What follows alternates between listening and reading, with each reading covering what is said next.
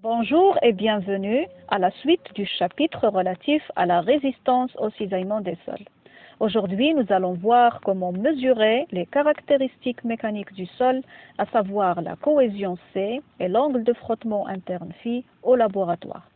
Il y a en fait deux essais qui permettent de faire ces mesures. Il y a l'essai de cisaillement direct à la boîte de Casagrande et l'essai triaxial. Je vais commencer par ce premier. Alors, le dispositif de mesure est composé de deux demi-boîtes.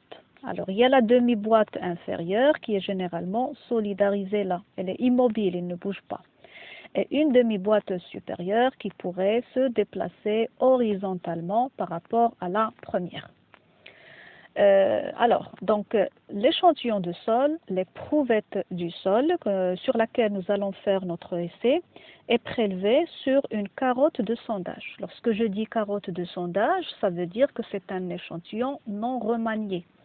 C'est un échantillon intact. Je l'ai pris sans trop le remanier de son milieu naturel. Voilà.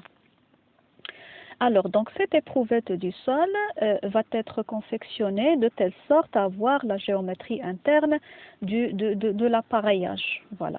Donc au début, bien sûr, les deux demi-boîtes sont solidarisées. Donc j'ai ici, donc la demi-boîte, elle n'est pas déplacée comme ici, elle est posée directement sur sa semblable, comme ainsi.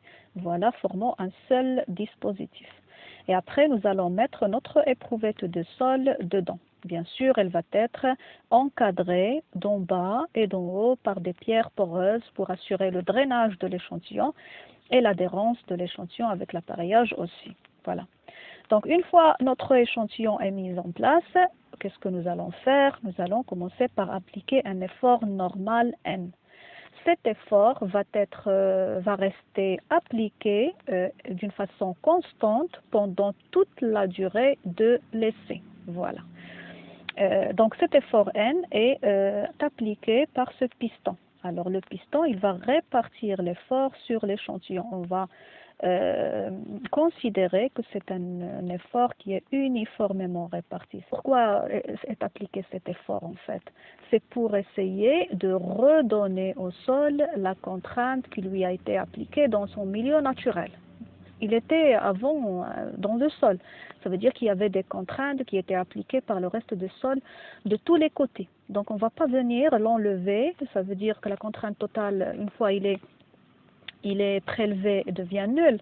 Donc on va essayer de le recomprimer avant de le cisailler pour que les caractéristiques mécaniques ne soient pas beaucoup, ne vont pas beaucoup changer. Voilà.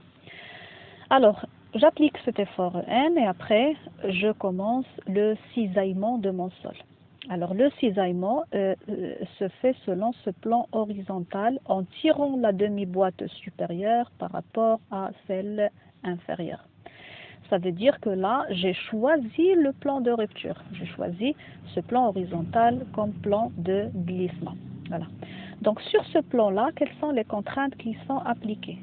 Il y a la contrainte normale qui provient de N. Alors cette contrainte normale, elle est égale à combien? Il y a une contrainte normale, sigma N, qui est égale à N sur S. Et il y a une contrainte tangentielle tau qui est égale à cet effort tangentiel T que j'ai appliqué sur la surface S. Voilà. Donc je commence à tirer là. Et j'aurai un effort tangentiel T appliqué sur cette surface. En fait, la surface que nous avons là, elle change au cours de l'essai. Au début, c'est la section initiale de l'éprouvette du sol.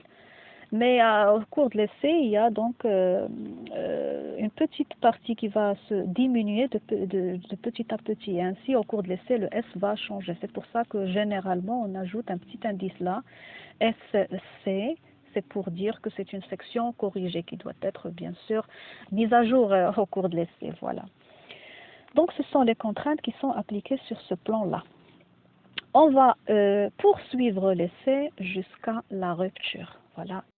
Au cours de l'essai, je dois normalement mesurer ce qui va se passer comme mouvement. Alors, pour cela, j'ai des dispositifs de mesure. Donc ici, il y a un capteur vertical qui permet de mesurer le déplacement vertical là.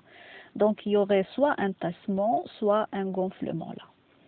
Et aussi, j'ai ici un capteur qui permet de mesurer le déplacement horizontal au cours du cisaillement. Et j'aurai là un anneau dynamométrique qui permet de mesurer la force tangentielle appliquée au moment de cisaillement aussi. Voilà, donc 3 capteurs. Donc, qu'est-ce que je vais obtenir comme résultat? Voilà. Donc, une fois j'ai pratiqué le cisaillement jusqu'à la rupture, je vais représenter les taux, les contraintes tangentielles en fonction du déplacement que j'ai eu. Alors, je vais avoir une courbe de cette allure. Donc, généralement, pas toujours, nous avons un pic là et après, ça descend un petit peu pour atteindre une valeur donc, qui va être constante. Voilà. Donc, ça, c'est un deuxième essai qui a été pratiqué avec un effort normal différent. Ça, c'est un troisième essai avec un effort normal plus important. Voilà. Donc, cette valeur-là est appelée le pic et cette valeur, elle est appelée palier, la valeur résiduelle ou la valeur du palier. Donc la valeur résiduelle, elle est toujours là pour tous les sols, mais le pic peut ne pas exister. Il existe généralement pour les sols fortement surconsolidés, les sols fortement compactés, etc. Voilà. Donc, comment on va exploiter ces courbes pour trouver les caractéristiques mécaniques? Alors, je fais un premier essai avec un effort N1. Je vais calculer ma contrainte sigma 1 en divisant le N1 par la section et je vais bien sûr mesurer à la rupture mon taux à la rupture. Je peux prendre le pic quand il est là, sinon c'est le palier. Voilà. Alors, je vais taux R1. Après, je vais donc faire mon essai pour un N2 qui est supérieur à N1. Donc, ça va me donner sigma 2 et taux R2. Et après, j'aurai un N3 qui est supérieur à N2. Ça va me donner une contrainte normale sigma 3 et une contrainte tangentielle à la rupture taux R3. Alors, ce sont 3 points qui font partie de la courbe de rupture du sol. Voilà. Ça veut dire que je peux représenter ceci dans le plan de mort, sigma, et ici, c'est taux. Donc, sigma 1, taux R1. Sigma 2, taux R2.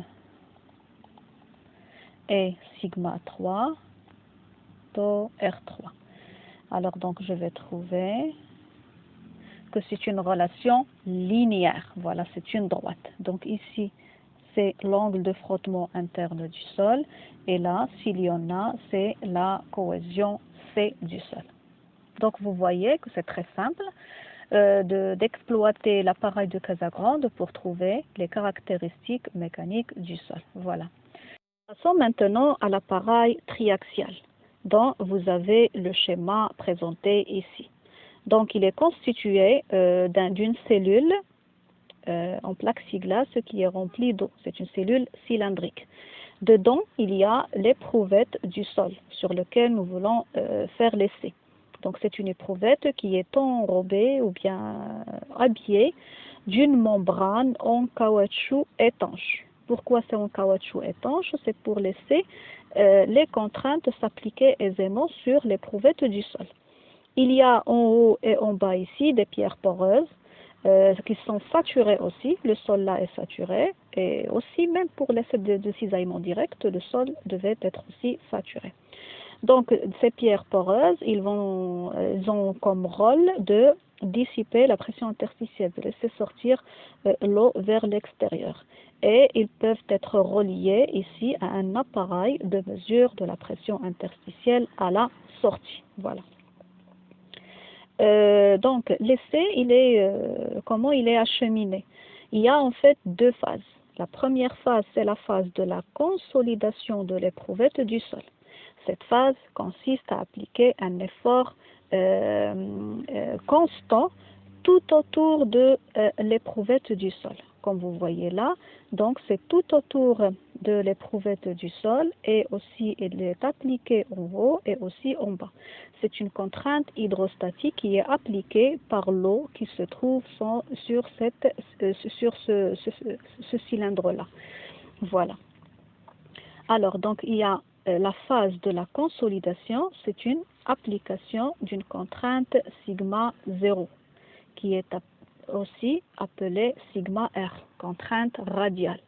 Et c'est une contrainte principale mineure. Pourquoi c'est une contrainte principale? Parce que c'est la contrainte appliquée par l'eau. Elle est normale sur le périmètre de l'éprouvette et aussi d'en haut et d'en bas. Il n'y a pas d'autres contraintes tangentielles, donc c'est une contrainte qui est principale.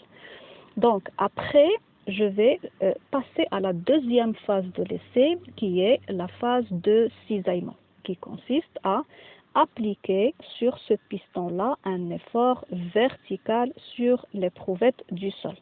Ça veut dire que je vais appliquer un effort supplémentaire que je vais le noter Q, qui est égal à F, sur la surface.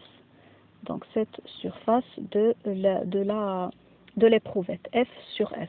Alors ce Q, il est appelé déviateur. Ça veut dire que verticalement, qu'est-ce que j'aurai comme contrainte? Donc ça, c'est la première contrainte qui est appliquée. Et verticalement, j'aurai avoir une contrainte sigma 1 qui est égale à sigma 0 qui était appliquée avant la phase de cisaillement plus F sur S plus Q. Voilà. Alors maintenant, vous comprenez pourquoi j'ai pris celle-là comme contrainte principale mineure. Parce qu'après, je vais ajouter un déviateur et automatiquement, la contrainte verticale va augmenter. C'est-à-dire que j'aurai une contrainte principale majeure. Si je raisonne maintenant sur un plan diamétral de l'éprouvette, c'est le plan qui est vertical passant par l'axe de l'éprouvette. Alors, dans ce cas, je pourrais ramener le problème à deux dimensions. Donc, l'essai consiste à quoi au moment de la deuxième phase, ça veut dire la phase de cisaillement? Il consiste à faire croître le déviateur qui est égal à sigma 1 moins sigma 3 ou sigma 0 à une vitesse de déformation axiale constante. Même pour l'essai de cisaillement direct, j'ai peut-être oublié de le mentionner, le cisaillement doit être à vitesse constante. Donc, je vais augmenter ce déviateur jusqu'à la rupture. La pression radiale, ou bien cellulaire, ou bien hydrostatique, ou bien sigma 3 est maintenue constante pendant toute la durée de l'essai. Alors, donc, à la fin de l'essai, qu'est-ce que j'aurai? J'aurai une valeur de sigma 3 constante et j'aurai sigma 1 à la rupture, quand j'arrive à la rupture avec le déviateur de rupture. Donc, ça, c'est pour le premier essai. Et ça aussi, donc, je vais répéter l'essai une deuxième fois. Donc, je vais appliquer une contrainte sigma 3 plus importante, le deuxième essai, et je vais obtenir la rupture pour une autre valeur de sigma R pour le deuxième essai. La même chose pour le troisième essai et sigma 1 à la rupture aussi pour le troisième. Ça veut dire que je pourrais tracer le cercle de mort pour les trois cas. J'aurai le premier cercle, le deuxième, le troisième. Et si je fais la tangente des trois cercles, je vais obtenir ma courbe de rupture. Voilà. Et ma droite Ainsi, je pourrai déterminer mon angle de frottement interne phi et ma cohésion. Voilà un exemple des résultats d'un essai triaxial. Ça, c'est l'essai numéro 3. Ici, vous avez sigma 3 de l'essai 3, sigma 1 de l'essai 3. Ça, c'est le deuxième cercle de mort. Et ça, c'est le premier cercle de mort. Vous voyez ici la courbe tangente aux différents 3 cercles de mort. Et après, on peut déterminer l'angle de frottement interne phi et la cohésion. C'est ici, bien sûr, c'est un sol fin saturé C. Voilà. Donc, avant de finir, nous allons voir un dernier point concernant l'orientation des plans de rupture. Alors ici, lorsque nous avons ici des contraintes sigma 3 constantes, et ici, au moment de la rupture, nous aurons sigma 1 R. Voilà. Donc, si on veut déterminer l'orientation là, nous allons toujours revenir à notre cercle de mort. Donc ici, ça, c'est la direction principale majeure. Donc, pour déterminer le plan de rupture, ou bien la normale au plan de rupture, j'ai tourné ici de 2 alpha dans ce sens. Donc, je vais revenir à la réalité. D'abord, je dois déterminer ma direction principale majeure. Donc, c'est celle-là. Voilà. Ici, c'est appliquer la contrainte principale majeure, donc c'est ça, la direction principale majeure. Ça veut dire que l'horizontale, c'est plan principal majeur. Donc, je dois tourner dans le sens contraire pour obtenir la normale sur le plan de rupture. Ici, j'ai tourné de 2 alpha. Ici, je vais tourner de alpha et c'est ça, la normale sur le plan de rupture. Le alpha ici, c'est quoi? Comme nous l'avons déjà précisé avant, c'est pi demi plus phi. Ça veut dire le 2 alpha. Donc le alpha, c'est pi sur 4 plus phi sur 2. Donc ça, c'est un plan de rupture qui va se développer dans l'éprouvette de sol. Il y a aussi un autre plan de rupture, c'est celui qui correspond à ce point d'intersection qui est là. Mais en raison de la symétrie de révolution, il y a de nombreux plans de rupture qui vont se développer, pas uniquement les deux qu'on vient de mentionner, ce qui va conduire à une déformation en tonneau de l'éprouvette. Donc, c'est une forme qui va être un petit peu élargie vers la base. Voilà. Donc, je crois que c'est bon pour aujourd'hui. Cette vidéo a été lancée pour vous familiariser d'abord avec les deux appareils. Je vous laisse un petit peu consolider ces premiers éléments avant de passer aux détails plus pertinents. Je vous laisse pour le moment et à la prochaine.